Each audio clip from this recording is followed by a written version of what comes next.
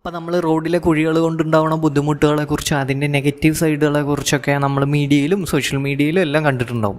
പക്ഷെ ഞാൻ ഉദ്ദേശിക്കുന്നത് ഇതിനൊരു പോസിറ്റീവ് സൈഡിൽ നിന്ന് ചിന്തിച്ച് പറയുക എന്നുള്ളതാണ്.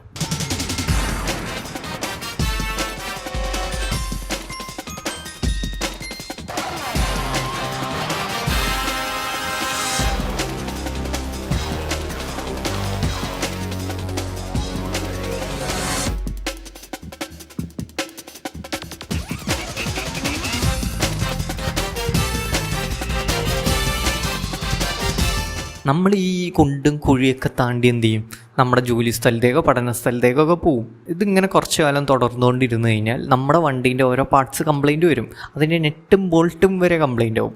അപ്പോൾ നമ്മൾ എന്ത് ചെയ്യും, അത് റീപ്ലേസ് ചെയ്യേണ്ട സാഹചര്യം വരും. അപ്പോൾ ഗവൺമെൻറ്റിനൊരു 18% GST കിട്ടും. അതാണ് ഫസ്റ്റ് പോസിറ്റീവ്. സാധാരണ രീതിയിൽ ഇന്ത്യയിൽ 15 വർഷം ആണ് ഒരു വാഹനങ്ങളുടെ കാലാവധി. അപ്പോൾ ഈ 15 വർഷം ഓടേണ്ട വണ്ടി ഈ റോഡിലെ കുഴിയൊക്കെ കാരണം ചിലപ്പോൾ 10 വർഷം ഓടും, ചിലപ്പോൾ 8 വർഷം, ചിലപ്പോൾ 9 വർഷമൊക്കെ ഓടുള്ളൂ. അപ്പോഴേക്കും അതിൻ്റെ കാര്യം തീരുമാനമായിട്ടുണ്ടാവും. അപ്പോൾ നമ്മളൊരു 8-10 വർഷം കഴിയുമ്പോൾ പുതിയൊരു വാഹനം എടുക്കും. അപ്പോഴും കിട്ടി ഗവൺമെൻറ്റിനൊരു 18% GST. അപ്പോൾ ഈ നിരന്തരം ഇതിലൂടെ യാത്ര ചെയ്യണം നമുക്ക് ഇതിന് നടുവേദന, ബാക്ക് പെയിനൊക്കെ വരുമല്ലോ. അപ്പോൾ ഡോക്ടറെ കാണും, മെഡിസിൻ വാങ്ങും. അപ്പോൾ ഈ മെഡിസിൻ വാങ്ങണതിൻ്റെ വകുപ്പിലും ഒരു 5% അല്ലെങ്കിൽ ഒരു 12% വരെ ഗവൺമെൻറ്റിന് അപ്പോഴും കിട്ടി GST.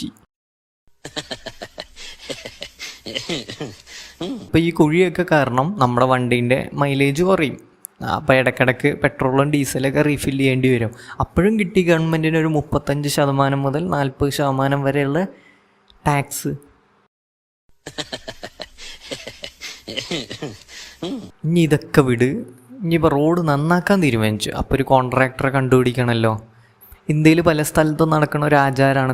കോൺട്രാക്ടർമാരെന്ന് പറയുമ്പോൾ അധികം അവരുടെ ഇഷ്ടക്കാരായിരിക്കും. ആ ഇഷ്ടക്കാർ വെറുതെ ആവണമല്ല, നല്ലൊരു സംഖ്യ ഡൊണേഷൻ കൊടുത്തിട്ടാണ് അവർക്ക് കോൺട്രാക്റ്റ് കിട്ടും. അപ്പോൾ അവരെന്ത് ചെയ്തിട്ടുണ്ടാവും, ഈ പൊളിറ്റിക്കൽ പാർട്ടീസിനും അതേമാതിരി നേതാക്കന്മാർക്കും ബ്യൂറോക്രാറ്റ്സുകൾക്കൊക്കെ അത്യാവശ്യം നല്ലൊരു സംഖ്യ കൊടുത്തിട്ടാണ് അവർക്ക് ഈ കോൺട്രാക്റ്റ് കിട്ടിയിട്ടുണ്ടാവുക. അപ്പം എന്ത് ചെയ്യും, അവർ ഈ റോഡിൽ ആ കാശ് അഡ്ജസ്റ്റ് ചെയ്യാൻ നോക്കും. അപ്പം എന്ത്, ടാർപ്പായിലും വരെ ലോ ക്വാളിറ്റി ആക്കേണ്ട സാഹചര്യം വരും. അവസാനം ഇത് 1 വർഷം, 1.5 വർഷം അല്ലെങ്കിൽ 2 വർഷം കഴിയുമ്പോഴേക്കും പൊളിയാൻ തുടങ്ങും. സ്വാഭാവികമായിട്ടും 2 വർഷം കഴിയുമ്പോൾ എന്തുണ്ടാവും, പുതിയൊരു കോൺട്രാക്ടർ ഒപ്പിച്ച് അടുത്ത ആൾക്ക് കൊടുക്കും. അപ്പോഴേക്ക് അടുത്ത കോൺട്രാക്ടർ എന്ന് പറയുമ്പോൾ ചിലപ്പോൾ ഈ കോൺട്രാക്ടറേക്കാൾ അത്യാവശ്യം നല്ലൊരു സംഖ്യ കൊടുത്ത ആളാവും. അപ്പോൾ ആൾക്കായിരിക്കും ആ കോൺട്രാക്റ്റ് കിട്ടുക. അപ്പോഴും ലാഭം. റോഡ് പൊളിഞ്ഞിരുന്നാലും ലാഭം, ഇനിയിപ്പോൾ റോഡ് നന്നാക്കിയാലും ലാഭം. ഇത് പറഞ്ഞതിൻ്റെ അർത്ഥം മനസ്സിലായല്ലോ. സാധാരണ പൗരന്മാർക്ക് പ്രത്യേകിച്ചൊരു ഗുണമില്ല എന്ന് മാത്രമല്ല, ദോഷം മാത്രമേ ഉള്ളൂ. ലാഭം ഉണ്ടാക്കുന്നത് വേറൊരു വിഭാഗം ആൾക്കാരാണ്. ഇതിനെ പലപ്പോഴും ഗവൺമെൻറ് വളരെ സില്ലി ആയിട്ടാണ് കാണുന്നത്. ഈ കഴിഞ്ഞ നവംബർ 3 ഹൈദരാബാദിൻ്റെ അടുത്തുള്ള ചവല്ല എന്ന് പറഞ്ഞ സ്ഥലത്ത് ഒരു ആക്സിഡൻറ്റ് ഉണ്ടായി. കൺസ്ട്രക്ഷൻ മെറ്റീരിയൽസ് കൊണ്ടുപോകുന്ന ഒരു ട്രക്ക് ആ വഴി പോവുകയാണ്. റോഡ് അത്യാവശ്യം മോശമാണ്, റോഡ് അത്യാവശ്യം കുണ്ടും കുഴിയൊക്കെ ഉണ്ട്. അപ്പോൾ ഫ്രണ്ടിലൊരു കുഴി കണ്ടപ്പോൾ ഡ്രൈവർ എന്ത് ചെയ്തു, ഒന്ന് ഷിഫ്റ്റ് ചെയ്തു, വണ്ടി ഒന്ന് തിരിച്ചു. അപ്പോഴേക്കും എന്തുണ്ടായി, ഒരു ബസ്സിൽ പോയി ഇടിച്ചു. 19 പേര് മരിച്ചു.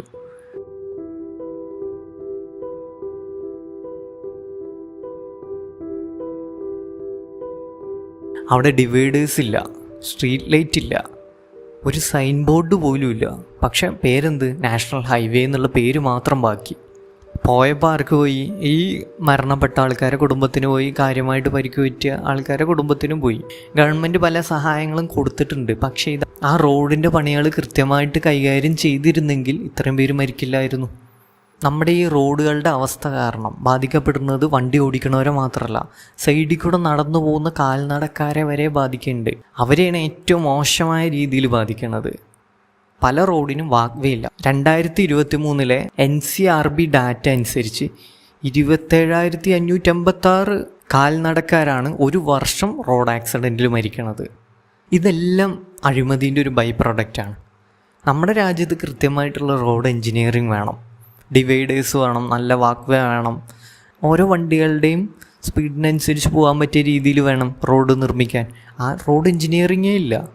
നാഷണൽ ഹൈവേ എന്ന് പറഞ്ഞിട്ട് നാഷണൽ ഹൈവേൻ്റെ ഒരു ക്വാളിറ്റി ഇല്ല.